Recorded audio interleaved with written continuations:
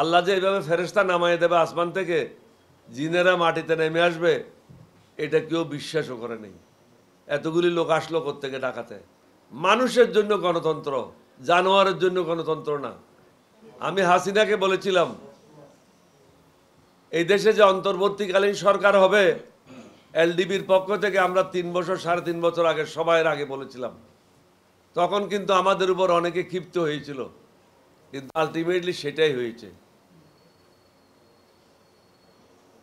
আমরা হাসিনাকেও বলেছিলাম এখনো সময় আছে, ক্ষমতা হস্তান্তর করে শান্তিতে চলে যান। তিনি কিন্তু বিশ্বাস করেন নাই, কারণ তিনি হলেন নমরুদ, তিনি হলেন ফেরআউন, আল্লাহর উপর বিশ্বাস করে নাই। আল্লাহ যে এইভাবে ফেরেশতা নামায় দেবে আসমান থেকে, জিনেরা মাটিতে নেমে আসবে, এটা কেউ বিশ্বাসও করে নেই। এতগুলি লোক আসলো কোত্থেকে ডাকাতে? এতগুলি লোক আসা কি সম্ভব? আমি মহাখালীতে দেখেছি 50 লক্ষর উপরে লোক, টঙ্গী থেকে নিয়ে মহাখালী বাজার পর্যন্ত 50 লক্ষের উপরে। এগুলি কি সব মানুষ ছিল? এই মানুষগুলি কোত্থেকে আসলো? এগুলি ছিল সব জিন আর ফেরেশতারা। আল্লাহ যখন কাকের উপর লাহানত দেয়, এইভাবে লাহানত দেয়। এই উদাহরণটা আগামী কয়েকশো বছর আমাদেরকে ধারণ করতে হবে। বিশেষ করে যারা নতুন প্রজন্ম আছে তাদেরকে বলবো এটার উপর রিসার্চ করো, এটা বুঝার চেষ্টা করো। আল্লাহ রব্বুল আলামিন যখন অসন্তুষ্ট হয় মানুষের উপরে, কিভাবে দেশের উপর লাহানত আসে, এটার থেকে যদি আমরা শিক্ষা নিই, তাহলে আগামীতে আমরা কখনো বিপদগামী হব না। অন্যথায় বিপদগামী হওয়ার সমূহ সম্ভাবনা থেকে যাবে। নির্বাচন সম্বন্ধে একটা কথা বলতে চাই। আমি তত্ত্বাবধায়ক সরকার মহোদয়কে বলবো না আপনি 6 মাস পরে নির্বাচন দেন, 9 মাস পরে নির্বাচন দেন, কিন্তু একটা ফোরকাস্ট করেন যে অমুক মাসে রূপরেখা দেন, একটা রূপরেখা দেন যে 2025 সালে অমুক মাসে নির্বাচন হতে পারে।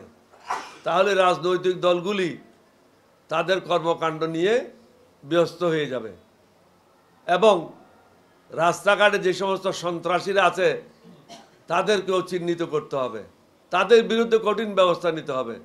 মানুষের জন্য গণতন্ত্র, জানোয়ারের জন্য গণতন্ত্র না। যে সমস্ত জানোয়াররা রাস্তাঘাট দখল করে জনগণের জন্য দুর্ভোগ সৃষ্টি করতেছে, তাদের প্রতি মায়া মমতা দেখার কোনো কারণ নাই। প্রশাসন কঠোর হস্তে দমন করতে হয়, প্রশাসন মায়া মমতা করে হয় না।